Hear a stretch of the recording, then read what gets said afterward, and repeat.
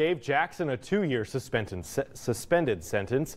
He'll now serve 2 years of probation and 160 hours of community service. Evangeline Parish 911 Center will now handle emergency calls for the Basile Police Department. The department was forced to lay off their dispatchers because of budget cuts. Our Kendria LaFleur joining us from Basile with more. Kendria.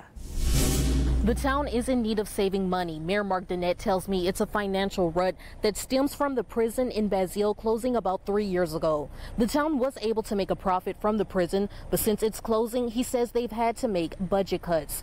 The council voted in February to cut 5 dispatch positions from the police department, which the mayor says is saving the town about $100,000 a year. According to a letter sent to the town by legislative auditors, concerns were made towards the police department's expenditures. According to the letter, it exceeded budgeted amounts in 2017 by $110,000.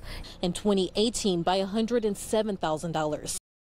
Was on track to overspend its budget again this year, which is why calls will be directed to the Emergency 911 Center in Ville Platte. The mayor says it'll cost the city about $300 a month, which will help save costs. Meanwhile, workers at the center are ready to take on the calls. People of Basile, I know a lot of them are used to calling the local police department number there. We just ask if they have an emergency now. It would be better for them to just dial 911 directly. We would be able to get more information on them.